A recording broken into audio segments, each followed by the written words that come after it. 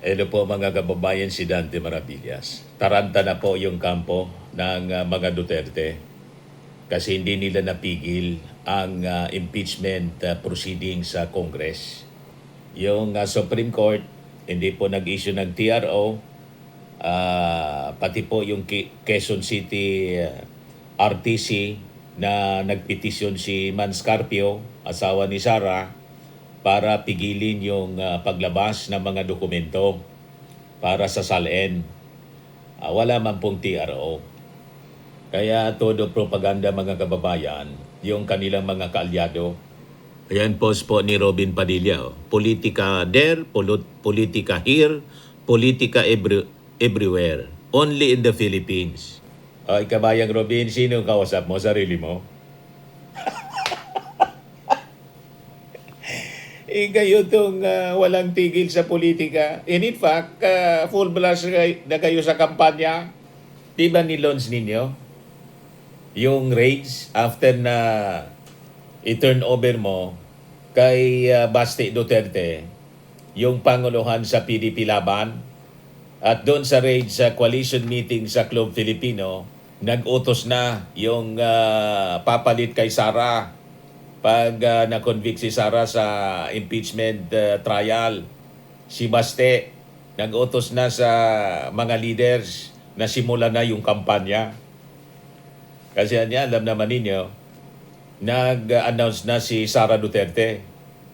So kayo yung malinaw na walang tigil sa politika, napakatagal pa ng eleksyon, more than 2 years pa. Pero si Sara Duterte nag-announce na natatakbo siya. Siya pa man lang yung nag-announce. Wala ni isa, mga kababayan, sa mga may plano din. Kumbaga may plano. Siyempre may plano.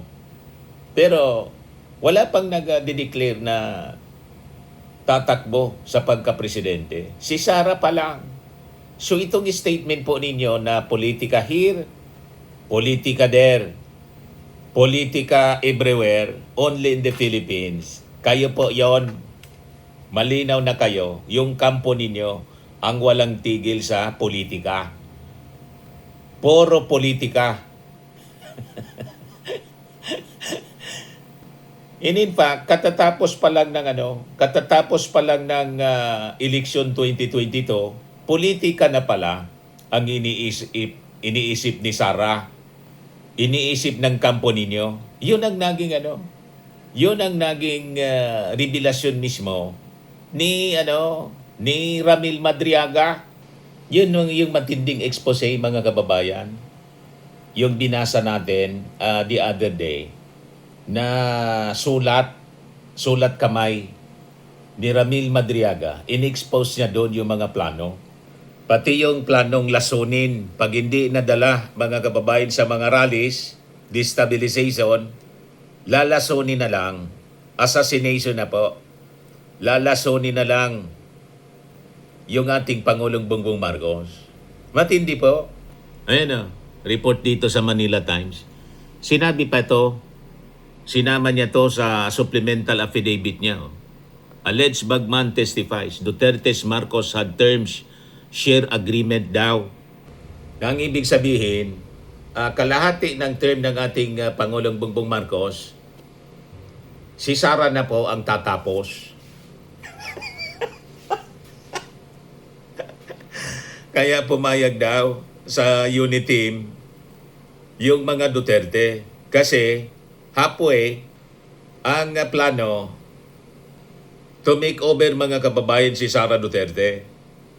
Ganon, mga kababayan, yung matinding pasabog ni Ramil Madriaga. So ngayon, ang tanong kay Robin Padilla, sino ngayon ang politika here, politika there? Kung hindi kayo, di ba, yung kampo ninyo, yung idol ninyo. Huwag kami, Robin Padilla. Yan sabi dito, the alleged bagman of Vice President Sara Duterte, Ramil Madriaga, said Tuesday that former President Rodrigo Duterte, his daughter Sara, and their allies plan to have President Ferdinand Marcos Jr. step down by 2025 to give way to her along with contingency plans to remove him if the deal did not materialize. Kaya lalong luminaw, mga kababayan, yung rason kung bakit nabiyak yung Uniteam kasi inambisyon na nila. Tama yung mga duda natin. Una, tanggalin si Martin Romualdez, inambisyon na ni The Little Girl na booking. Tapos yun na po, nag-resign si Sara as official ng Partido Lakas Inyo CD. Ayon, at tinawag si Martin Romualdez na tambaloslos. Doon nagsimula, mga kababayan. Yun pala, from the very beginning, ayon, yun na yung plano. Kaya nag-slide sa pagiging vice-presidente na ikinasama ng loob ni Ramil Madriaga. Umiyak po si Ramil nang basahin niya yung number 46 sa kanyang affidavit na nag-announce daw si Sara, mga kababayan, na hindi na siya tatakbo for president kundi vice president na lang. Napaiyak si Ramil Madriaga. Tinanong pa doon, bakit kaya niya napaiyak? Sabi ni Jinky Luistro. Ayun, malungkot lang anya ako. Grabe yung iyak, mga kababayan. Kasi pala, yun ang biglang napasok sa kanyang isipan. Nasayang lahat ng kanyang mga sakripisyo. At hindi lang yon, nang mangyari nga po na makulong siya, kinaso siya ni Harry Roque. Yan dahilan kung bakit bumaliktad itong si Harry Roque, si Ramil Madriaga. Ayan tuloy, nadiin si Sara Duterte. You see? So ang kasalanan ito, mga kababayan, kasalanan nila lahat dahil sa pag-aambisyon. Nang humingi ng tulong, hindi siya inintindi ni Sara Duterte. Kaya until today, nakakulong si Ramil Madriaga, biglang bumaliktad ngayon. Talaga yung kamay ng Diyos, mga kababayan, ay nagtatrabaho para ma-expose yung mga masasamang plano. Ito na ngayon, mga kababayan. Binitawan na ni Ramil Madriaga yung bombshell. Kaya sinasabi po ni Robin Padilla na politika here, politika there, politika everywhere, only in the Philippines. Exact description ng kampo nila. Walang tigil sa politika. Ayaw manahimik si Digong. Mga kababayan, day 1 pa lang, pinag-ambisyon na pala. Yan ang laman ng sworn supplemental affidavit ni Madriaga. So sabi dito, in his sworn supplemental affidavit read before the House Committee on Justice kahapon, said Madriaga said the supposed agreement was relayed to him by former President Duterte ahead of the 2022 national elections. So ibig sabihin, paparating pa lang yung eleksyon, ayun na pala yung nasa utak ni Digong. Kasi siguro, hindi talaga kaya na manalo ni Sara Duterte. Ang original plan is president. Despite na incumbent si Digong, nang mag-announce, mga kababayan, leading siya dati sa mga surveys, nang mag-announce si Bongbong Marcos, ayun, biglang natuon yung atensyon ng mga tao kay BBM. Kaya si Sara, nakita ninyo pag pinagdugtong-dugtong natin yung kwento, kaya si Sara, siguro napahiya siya, yung mga surveys, hindi na siya leading, para hindi siya mapahiya, nag-umatras na lang siya. Hindi na for president. Ang unang ginawa ni Sara, mga kababayan, nag-file siya for mayor ng Davao. Then later on, nagkausap sila ni Amy Marcos, pumayag, mga kababayan, si Sara na tumakbo bilang vice-presidente. Pero ang nasa likod pala ng isipan, kaya pumayag si Sara, ayun na, may plano yung kanyang tatay na i-take over halfway yung presidency. So yun ang lumalabas na kwento, mga kababayan. Kung hindi pumayag sa gusto, Hindi madala sa santong dasalan, santong paspasan. Kaya sila gumawa ng mga pag-atake, paninira sa ating Pangulo, destabilization, di ba? At worse, mga kababayan, pati pala assassination. Sa pamamagitan, mga kababayan, ng paglason or otherwise, kung anong pamamaraan, basta yung objective ma-achieve. Yan ang sabi ni Madriaga sa kanyang supplemental affidavit.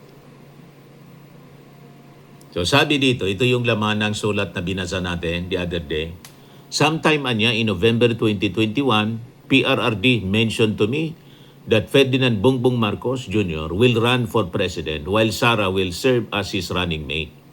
Madriaga said, referring to the former president by the initials PRRD.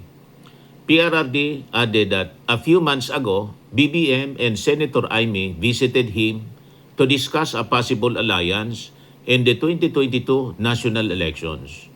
During this meeting, BBM was able to convince PRRD to have Sara as vice president. However, they also agreed that by 2025, BBM will voluntarily step down to give way for a Sara presidency. Papayag ba yung ganon, mga kababayan? Yung ating Pangulo na halfway ng kanyang presidency mag-step down? Baka inassume lang, mga kababayan, ni Digong.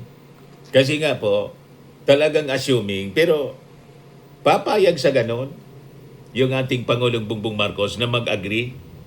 Malamang sinabi lang nila yon, pero hindi nag-agree, na nahimik na lang yung ating Pangulong Bongbong Marcos. Siyempre, election yun eh. Nung hindi magsalita yung ating Pangulo, binasa nila yon, inassume nila na in agreement, sang-ayon yung ating Pangulong Bongbong Marcos sa kanilang proposal. Malamang ganon.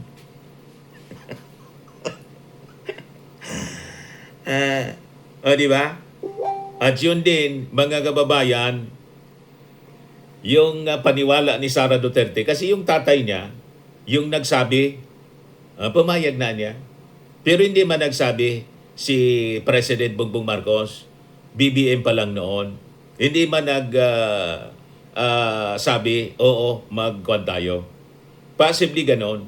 Hindi na lang nagsalita yung ating Pangulo. Pero inassume nila na pumayag.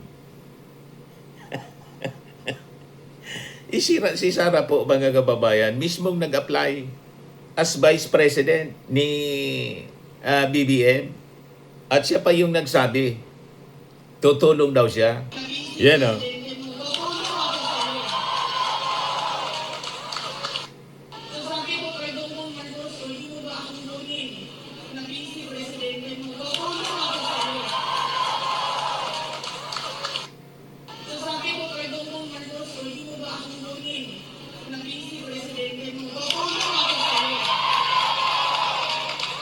Malamang gano'n na nangyari, mga kababayan. Inassume ni Digong. Sinabihan niya yung ating Pangulong Bongbong Marcos, pero hindi man nagsabing oo.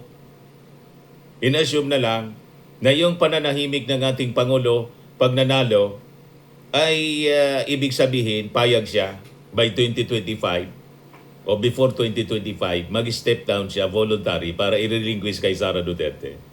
Kasi nga, yung assumption nila, mga kababayan, yung mga Duterte, ang sa isip nila, paniwala nila, nanalo si President Bongbong Marcos dahil sa kanilang suporta. Sabi nga natin, mga kababayan, baliktad, yung Duterte ang dapat magtanaw ng loob sa mga Marcos kasi si Digong hindi mananalo sa pagkapangulo noong 2016 kung hindi siya sinuport ng Marcos supporters. Kahit noong 2022, mga kababayan, nang manalo si Sara with 32 million, 31 million doon, mga Marcos supporters. Kaya nga hindi na nangyayari yung destabilization nila. Hindi sila makapag-wage ng people power. Kasi nga po, sino magpi-people power? Natira sa kanila, kili-kili power.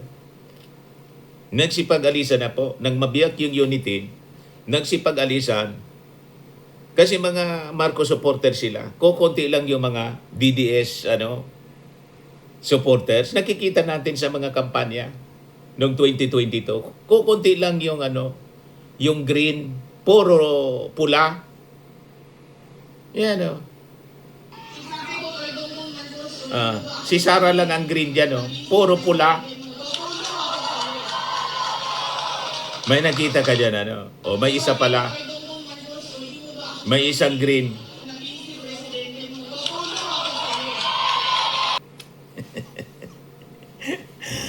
Yun ang katotohanan mga kababayan. Kaya pala sila galit na galit kasi inassume nila na bababa sa pwesto yung ating Pangulong Bongbong Marcos last year. Kaya in-intensify nila nang makita nila mga kababayan na hindi niya tumupad sa agreement. Inassume kasi nila na nakipag-agree. Ngayon, sabi dito sa balita, the palace spokesman Undersecretary si Yossi Castro said they would issue a statement addressing Madriaga's account ngayong araw na to, Wednesday. So, abangan natin mamaya. Madriaga alleged the objective of the team sharing engagement was to allow Sara Duterte to assume the presidency early while remaining eligible to run in 2028. Gusto gayahin mga kababayan si GMA na nakapag-serve ng more than 6 years. Kasi, di ba, nung tanggalin si ERAP through people power to make over si GMA, ayon, nag-serve siya ng remaining term ni ERAP tapos tumakbo. 9 years siya lahat si GMA. Yun ang template na gusto nilang gawin para kay Sara Duterte. So makikita natin dito yung pagiging ganid. Nag-gets na ninyo, mga kababayan? So sabi dito, after Sara took her oath as Vice President, PRRD had a discussion with the retired generals of the Armed Forces of the Philippines where I was also present, sabi ni Madriaga, regarding all possible scenarios for unseating BBM by 2025 in case he reneges on his promise.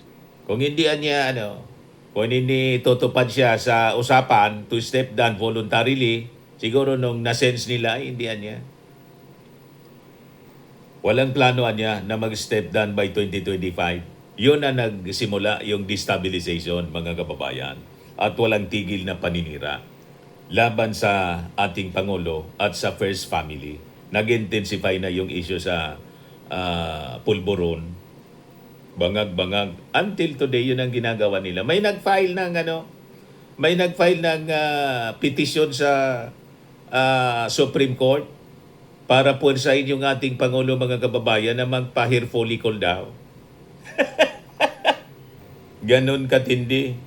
At dapat daw utosan ng Supreme Court ang ating Pangulong Bongbong Marcos na ibunyag yung medical records, pati daw yung mental health ng ating mental condition ng ating Pangulo kung bangag. Ayan SC asked to compel ES Recto to disclose PBBM's true state of physical mental health. Ganon katindi sila, kadesidido. Sabi dito sa report ng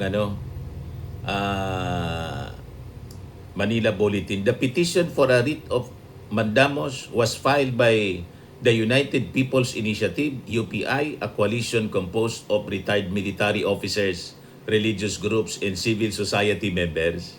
Ito yung mga gustong to make over sa Palasyo Malacanang, lumusog, mga kababayan, base sa plano.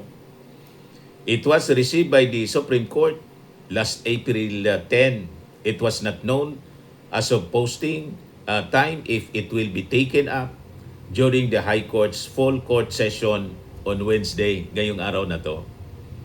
A writ of mandamus is a directive to a government official, agency, or corporation to perform a mandatory duty that they have neglected or refused to perform. The petitioner cited Section 12 Article 7 of the Constitution, which states, in case of serious illness, pinagpipilitan nila na may seryosong sakit yung ating Pangulo. Nag-jumping jack nga po at tumakbo. Nag-jogging po. Yung mga reporters nga, hirap na habulin yung ating Pangulo. Di ba? So, shall not be denied access to the President during such illness. They told the Supreme Court that the disclosure of the President's state of health is grounded on the principles of public accountability, the people's right to information, in the requirement that the President must at all times be capable of performing the functions of his office. To prove he is healthy physically and mentally, the President on Monday, April 13, executed some jumping jacks on JP Laure Street before entering Gate 3 of Malacanang Palace in Manila for a press conference. Napakalakas na ng ating Pangulong Bongbong Marcos, malakas pa sa kalabaw. Pinagpipilitan nila mga kababayan para iupo na si Sara Duterte. Kasi nga po, yung mga kaalyado nila ay na-expose sa flood control corruption. Kaya nila ito ginagawa. Ay wag tayong pauuto mga kababayan sa kanila. So sabi dito, after Sara Toker Os as Vice President, PRD had a discussion with the retired General of the Armed Forces of the Philippines, where I was also present, regarding all possible scenarios for unseating BBM by 2025 in case he reneges on his promise. The general objective was to ensure that BBM will only serve less than 4 years of his term as president, so that Sara, upon assumption of the presidency, will still be eligible for the presidency. Madriaga alleged that one of the scenarios discussed involved undermining the Marcos administration from within. Kaya pala sunod-sunod yung kanilang mga rallies at yung pinakang malaki, yung sa sa INC, kung saan nagsalita na mismo si Amy Marcos. At gusto na mga kababayan pauwiin pa Ilocos Norte yung kanyang kapatid. Kaya sabi ng ating Pangulong Bongbong Marcos, that woman that you saw on television is not my sister. Kasi hinuda siya ng kanyang sariling kapatid. Siguro, napromisahan ni Sara Duterte kaya siya dumikit. Yan ang rason kung bakit dikit na dikit si Amy.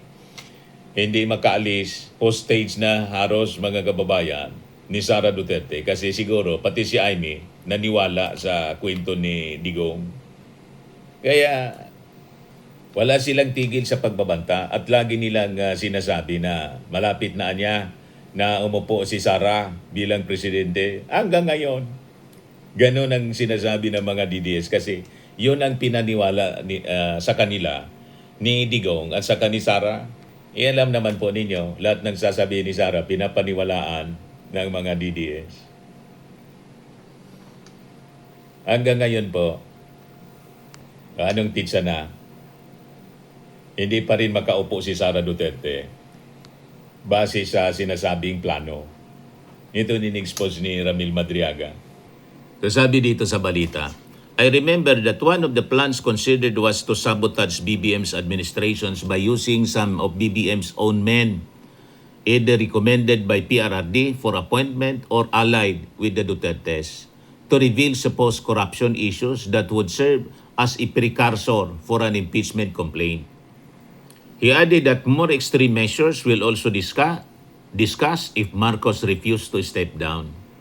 In the event that BBM will not voluntarily step down or hand over the presidency to Sara, extraordinary measures of overthrowing BBM will be considered, which include assassination. Matindi po. Mass resignation of government officials. Kaya pala, may mga nag-resign na mga government officials, mangilan-ilan, 2 o 3 siguro yon, tapos biglang pinakalat nila. Mga tao man lang pala nila yon. Para palabasin, nag-withdraw na ng support yung mga officials. Sabay-sabay na nagre-resign. Dalawa, tatlo lang yata yun. Hindi umobra yung kanilang drama. Civil disobedience and even an armed assault of Malacanang Palace. Lahat ito nangyari na, di ba? Kaya binarikadahan yung Palasyo Malacanang. Kasi may mga grupo, yung grupo ni Sabit, gustong lumusob sa Palasyo Malacanang. Remember, yung mga rallies? Gusto nilang i-hijack yung rally ng civil society, ng church. Hindi pumayag yung simbahan, mga kababayan. Di ba yung instruction ng bishop? Ano sabi doon, mga kababayan? Yung mga rallies, walaan niyang mananawagan ng Marcos resign. Bawal dito. Gustong i-infiltrate, mga kababayan, i-hijack na mga DDS na mangilan-ilan lang. So sabi dito, it was also considered by PRRD to arrange assassination or armed hits of several government officials in order to cause massive civil unrest. The resulting civil unrest will be used as a basis to organize a group of military officers to stage a coup. Madriaga said he was given a role in the alleged plans. So dito natin, mga kababayan, maintindihan kung bakit diniliber ng ating Pangulo si Digong Padahig. Justified yung aksyon, mga kababayan, ng ating Pangulo. Hindi lang siya nagsasalita, pero alam niya. So ang ginawa niya, mga kababayan, nakipag-cooperate siya sa Interpol, hindi sa ICC kasi hindi man tayo member. Biglang na-deliver po. Doon lalo na nagalit yung mga Duterte. So sabi dito, one of my assignments was to recruit civil groups, school clubs, fraternities, criminal groups, and syndicates. Madriaga said his claims directly contradict the Vice President's denial that she had any relationship with him. Her denial of any affiliation with me is absolutely false. She lied under oath in her perjury complaints against me. His affidavit forms part of the evidence being examined by the House of Justice Committee in connection with impeachment complaints accusing the Vice President of, among others, misuse of confidential funds, confidentials, and intelligence funds. In the same hearing of the House Committee on Justice, Madriaga said the 125 million in confidential funds of the OBP in 2022 was not spent in 11 days as previously reported, but it was disposed of in less than 24 hours. 18 hours nga lang daw. Siya mismo yung nag-deliver. Yung nauna niyang affidavit po. Dineliver niya doon sa mga dapat pagbigyan ng pera. So doon natin makikita kung bakit puro peke yung pirma po sa acknowledgement receipts. Puro chichiria. So tama po, si Kwan nga po yung missing link, itong si Ramil Madriaga. Kaya pilit nilang dinidestroy yung credibility ni Ramil Madriaga. Anyway, mga kababayan, makikita naman natin po yung kanyang testimony, yung pagbasa niya ng affidavit niya, napakahaba, di ba? At nang tanungin for clarification ng mga members ng House Committee, buwilo niya. Walang mali, mga kababayan. Sa kanyang mga familiar siya talaga. May personal knowledge siya. Hindi tulad ng affidavit ni Gotesa na mas familiar pa si Marcoleta kaysa sa nag-execute mismo na si Gotesa. At afterwards, hindi na nagpakita. So, alatado na planted talaga or paid witness, mga kababayan. Ito, kita ninyo. Wala siyang inihingi na anumang kapalit. Kaya yung mga pinapakalat na may kapalit daw. Yan sinisiraan ni Kay Picho tapos ni Lorraine Badoy. Bangag's offer to Ramil Madriaga lie about the BP in exchange for presidential pardon. That was what our BGMP asset told me. Mismong sinabi niya, no, walang kapalit. Iyon ang mismong sinabi doon sa walang promise o pardon o kung ano man. Itinanong mismo kay Ramil Madriaga kahapon doon sa hearing. Okay po, voluntary act niya ito, mga kababayan, kasi sumama yung kanyang loob doon sa ginawa sa kanya ni Harry Roque. Nadamay tuloy at inabandon siya, mga kababayan, na kulong, pinabayaan siya. Humingi siya ng tulong kay Sara Duterte, inabandon siya. Yon ang kanyang dahilan, mga kababayan, kung bakit siya ganito. Ganon yung kanyang ginawa. Okay na po yung ating kwento. Yung kwento natin, base sa kwento ni Madriaga. Okay po? Hindi natin gawa-gawang kwento. Hindi tayo sanay sa pag-fabricate ng mga kwento, mga kababayan. Ako po si Dante Maravillas. Bye-bye po. God bless.